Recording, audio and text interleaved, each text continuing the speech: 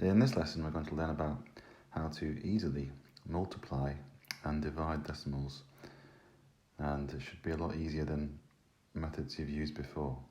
First of all, I'm going to talk about what are decimals, why are they called decimals in the first place, and what we can do with them.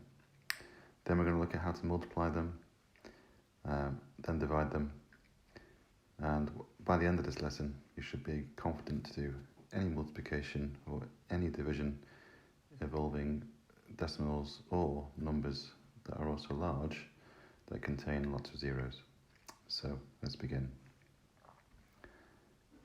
First of all, the word decimal comes from Latin, and that actually means 10. And we use what's called a decimal system, and we count up to 10, probably because we have 10 fingers. That's the only reason. 10 is not really an important number in maths. It's actually like any other number. And unfortunately, it doesn't actually fit very well into a bigger maths picture. But in everyday life, we use decimals, so we need to be good at using them. However, in future, we'll find that we'll use decimals less and less. But for now, we need to know how to deal with them.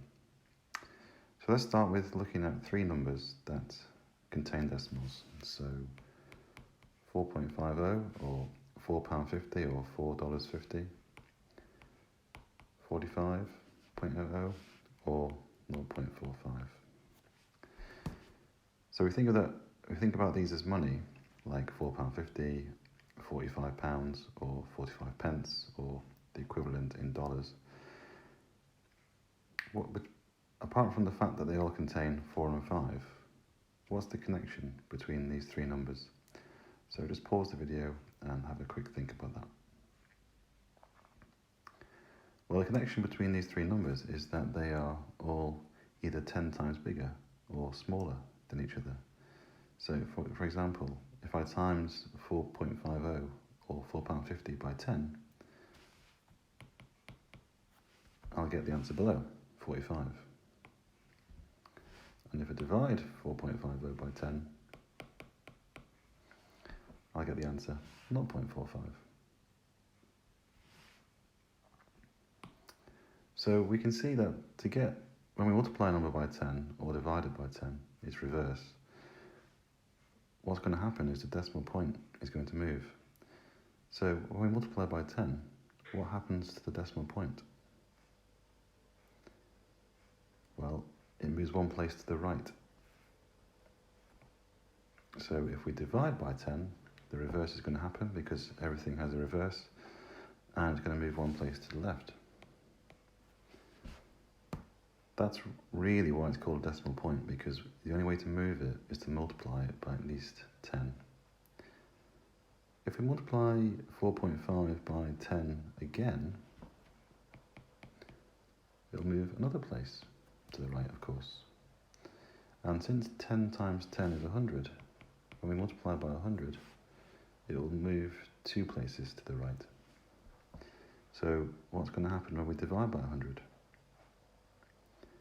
Yep, it's going to move 2 places to the left. So when we divide by 100, it'll move 2 places to the left. Now this is actually a very important one to remember. So for my students, I normally say it 3 times. So that's how important it is. When you divide by 100, the decimal point moves 2 places to the left. When you divide by 100, the decimal point moves 2 places to the left. Okay, so please remember that, because we're going to see it again in the future, and I'm going to ask. Okay, so that's what a decimal point is. It's just relates to 10, and if you want to move it, you need to multiply or divide by at least 10. Right, let's look at multiplication now. Let's say we want to multiply 2 numbers together, which are decimals. So say 4.1 times 3.2. Now normally these cause a lot of confusion, but there's a secret to them, a classified secret, it seems, which is that to do this, just completely ignore the decimal places, the decimal points. Just imagine that they're not there. So in other words, you're trying to do the multiplication 41 times 32.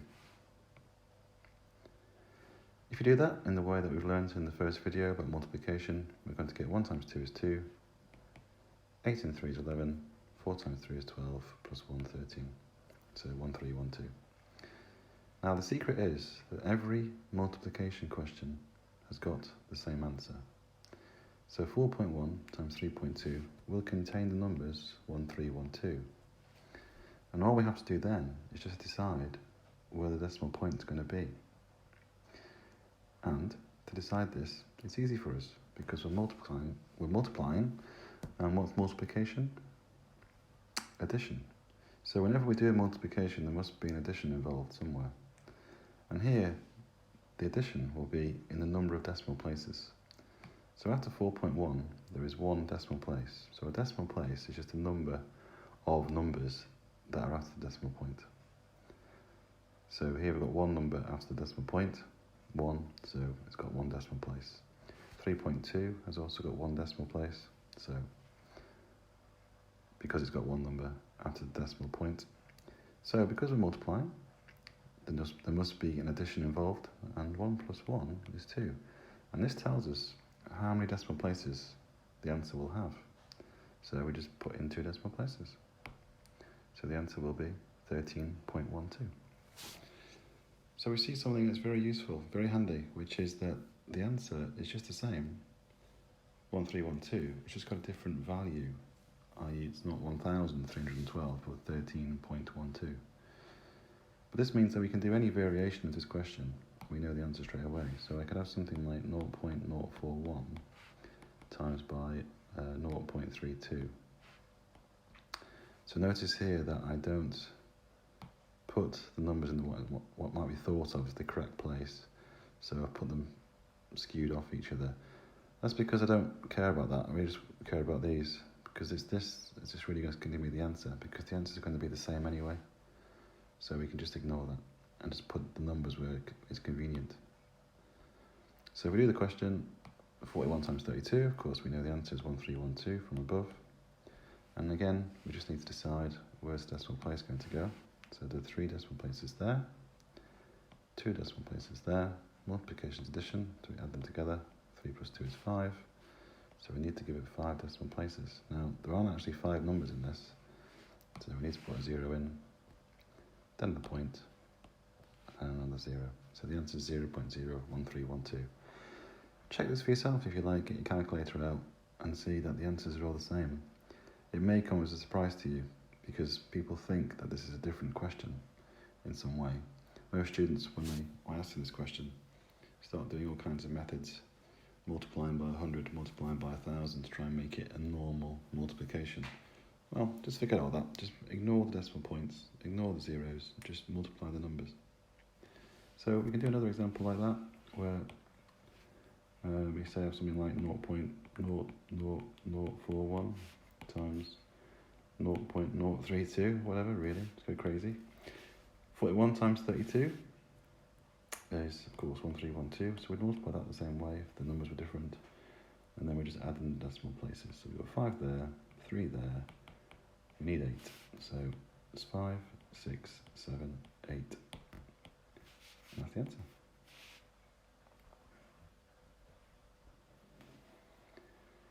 Let's look at another example, just at random. So let's say I wanted to do 2.1 times 8.1. So ignore decimal places completely, so just do 1 times 1 is 1, 2 and 8 makes 10, 2 times 8 is 16, plus 1 is 17. 1 decimal place, 1 decimal place, that makes 2 decimal places, so the answer is 17.01. So that's how quickly you should be working towards being able to do questions like this. Let's take a look at the reverse situation now. We looked at small numbers, what about larger ones? So let's say we had 2,100 times by 81,000. Well, because of this effect, which is that answers are always the same, you notice that the 21 and the 81 are just the same. So we're going to have 1701, and then just multiplication is addition, but this time with the zeros. So we've got 2 zeros there, 3 zeros there. We need 5 zeros. So I'll just put some commas in to separate those out. We've got 170,100,000. So the question is exactly the same, it's just a different value. And it's something I call the key change effect. like when you play a song, no one knows what key it's in. But if you play the same song with different notes, they still recognise the song, even though they're playing different notes on the keyboard. So they might be playing higher up the keyboard or lower, and it's still the same song. So think about pop songs that have a key change in them. They still sing the same tune, which I won't try and sing here, but it sounds different. And this is the same here with maths. All the answers are the same, 1701, 1701, to just different ways up and down the keyboard. So here we've got 2 decimal places, here we've got 5 zeros, still 1701 though. What if, you might be thinking, we have a combination of zeros and decimal places. So if I had something like 2100 times by 8.1, then what? Well, we just ignore everything and just look at the numbers we're concerned with. So again, notice that I put them in a convenient place for me. Really, 8.1 would be frowned at to be written here. But again, I don't care about that. That's where it would be if you were in school doing this. But we want to make our life easy, so we'll line them up where we want them lined up. So we'll do 21 times 81 as normal, which should be, of course, 1701.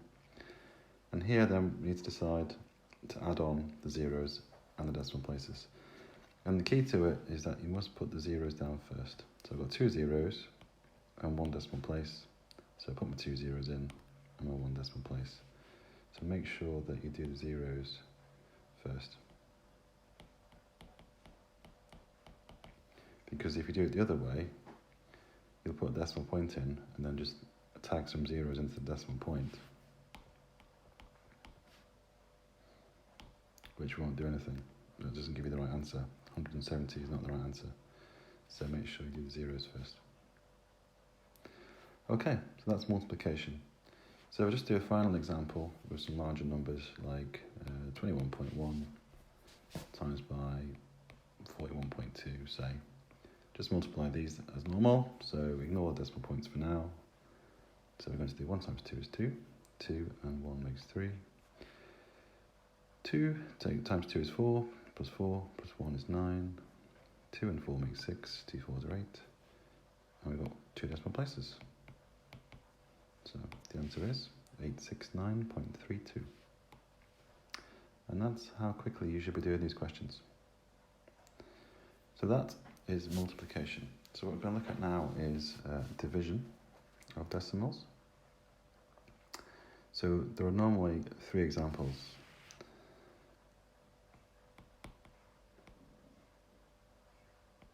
So I'll just write them down here. 4.2 divided by 7, 4.2 divided by 0.7, and 42 divided by 0.7. So we can see with these 3, we've got this key change effect again, which is that all answers are going to be the same. 42 divided by 7, ignoring the decimal points for now, is 6. So they're all going to be some variety of 6. Just depends what key it's in. So 4.2 divided by 7, we look at the decimal places here.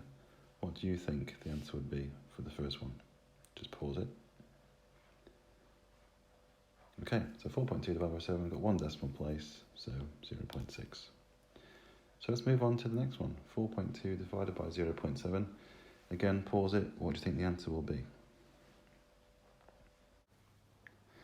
So looking at the second one, we've got 4.2 divided by 0.7. Now here, you might have thought that we need to do 0.06 because there are 2 decimal places. But because division is what?